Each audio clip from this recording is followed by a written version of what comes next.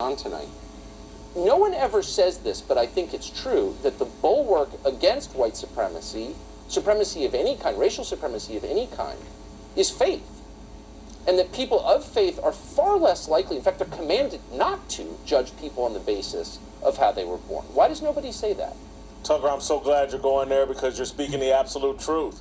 This is secular values blossoming and coming into power, and the left and this power elite, I just can't blame just the left, political elites are demonizing the people they are supposed to represent.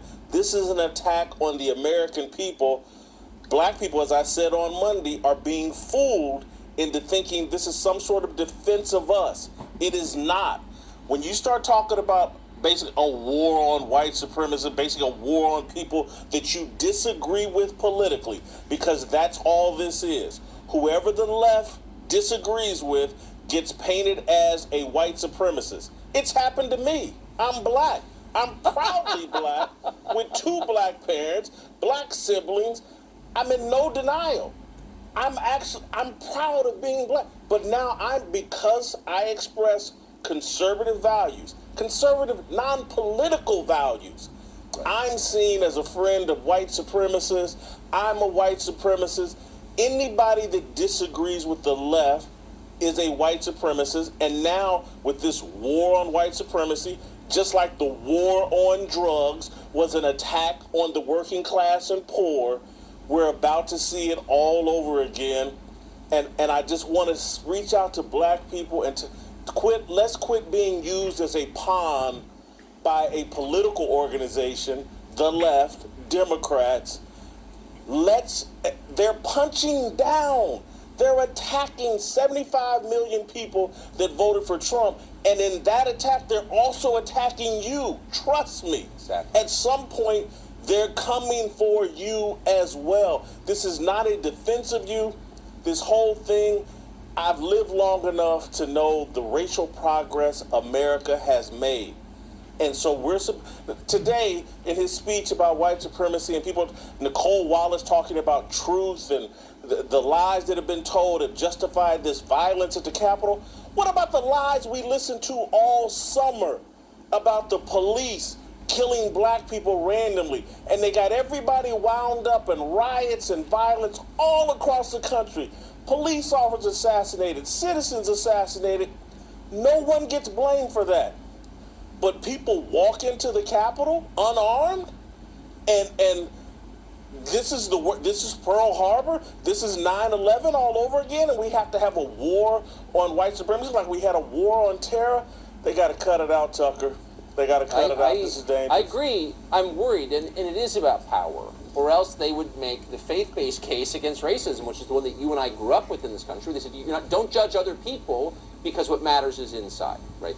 But I wonder, you mentioned the BLM movement that really kind of took over a lot of the country, funded by our most powerful corporations over the summer. That is a political movement. Put it in context for us. What would you compare that to?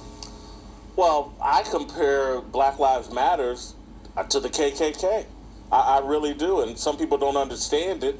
But if you go back to the 1860s, after the Emancipation Proclamation, the KKK was started, and it was the enforcement arm of the Democratic Party. And what's the enforcement arm of the Democratic Party right now? Black Lives Matter and Antifa. They will come to your home and violate your home, try to intimidate the people in your home if they disagree with you politically. Black Lives Matter, a Marxist organization. Marxism is hostile towards religion. That's why I'm glad you went there today. These are atheist values being expressed from our leaders, demonizing individual citizens here in America, branding them as white supremacists because they decided, because we disagree with their opinion about something. This is lunacy, and it's dangerous. What I love about your analysis, and I think the reason you're able to see this so clearly when so many others don't, is you understand these struggles as about power, as one group trying to impose its will upon another. That really is the central dynamic in politics. It's power. right? It's not primarily race, it's power. And I don't know why that's not obvious to more people.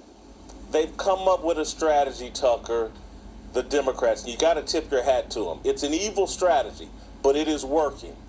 They have convinced the public, if you want to not be considered racist, support Democrats, support the left.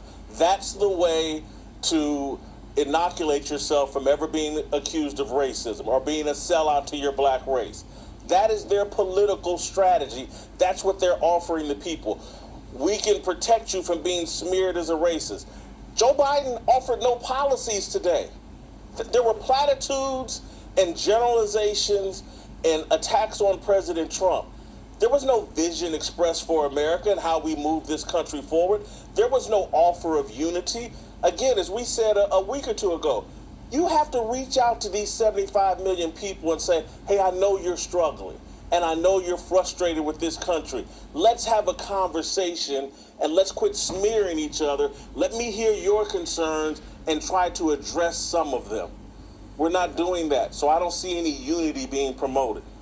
And boy, I think all of us would be so grateful for you. Jason Whitlock, I appreciate your coming on tonight. Thank you for your clarity.